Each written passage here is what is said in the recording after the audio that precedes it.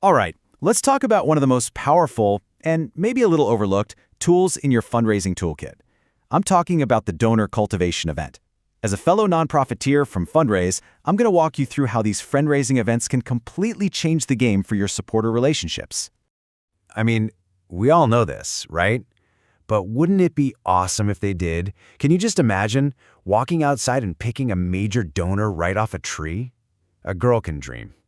So, since that's not exactly our reality, we've got to do the next best thing. Actually cultivate them.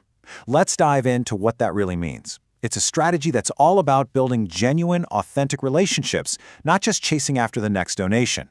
And this is it right here. A donor cultivation event is basically an intimate, non-ask get-together. It's all about building relationships and just, educating people about your mission. It's often called a friend-raising event, which I love because that name says it all. The whole point is connection, not collection. It's a super low-stakes way to get people excited without making them feel pressured. Okay, so you might be thinking, how is this any different from my annual gala? Well, they're pretty much polar opposites. Your typical gala, that's all about raising money, right? You've got a huge crowd, a big venue, and a very direct ask. But a cultivation event, that's all about relationship building. We're talking a small, hand-picked group where the only thing you're really asking for is their attention and maybe a little bit of their heart. And this idea really gets to the heart of it. Our own Director of Growth Marketing here at Fundraise, David Schwab, put it perfectly. He said that these events aren't just a fundraising tactic. No, they're way more than that. They're part of building a culture that is genuinely all about community and relationships. So, do they actually work? Oh yeah, the results are kinda staggering. Fundraising guru Penelope Burke found that a whopping 67% of attendees said a cultivation event was the exact reason they made their first major gift. Think about that. That is a massive impact from one small personal event. This just proves that personal touch really, really matters. Erica Cargilly from Chive Charities absolutely nails it with this quote. She says that investing in that intentional, authentic connection, well, that's what builds the kind of support that lasts. And speaking of lasting support, that high-touch approach, for Chive Charities, it helped them achieve an unbelievable 98% donor retention rate. 98%!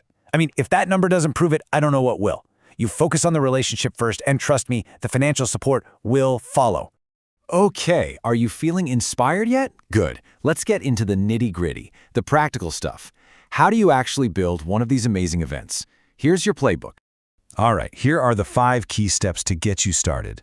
First up, your budget. You've got to know what you can spend, because that's going to shape everything else. Step 2, curate that guest list. This is so important. Keep it small. Think about who would vibe well together. Maybe people with similar interests. It's all about sparking those natural conversations. Third, find the right location. You want something intimate, like a board member's home or a private room in a restaurant, somewhere people can actually connect. Fourth is your program. Keep it short and sweet, and totally focused on your impact. Seriously, no long, boring speeches. And finally, number 5, choose the vibe and the food. Make the atmosphere relaxed and welcoming. And please, for the love of fundraising, have good food. Nobody's going to connect when their stomach is growling. So, the event is over. You did it. It was fantastic. Everyone had a great time. You shared your mission. But here's the thing, and you might not believe me when I say this, but the most critical part of this entire process, it actually starts after your last guest walks out the door. Yep. This is where the real work and, honestly, the real magic begins. First, you need a plan for each guest. Have a personalized follow-up strategy ready to go. Second, thank them personally. And I mean actually call them on the phone within 48 hours. It's the gold standard for a reason. It shows you really value their time. Third, you want to gauge their interest. Ask open-ended questions like, what part of the presentation really stuck with you? This gives you such incredible insight. And finally, here comes the ask, but it's a gentle one. Don't ask for money. Ask them how they would like to get involved. This puts the ball in their court and lets them guide where the relationship goes next.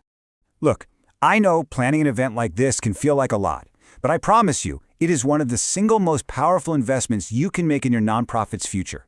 These are the relationships that are going to sustain you for years and years to come. You've totally got this. So, if you remember anything from this, let it be these key takeaways. 1. Go for relationships, not just revenue. 2. Keep it small and keep it personal. 3. Weave your mission's impact into everything. And 4, maybe the most important, the follow-up is absolutely everything. So if you're feeling ready to plan your own friendraiser, we have got your back. If you want more, like no-fuss budget worksheets and even more tips, you've got to check out the full article on our blog. The link is waiting for you in the description. Go click it. Thanks so much for hanging out with me.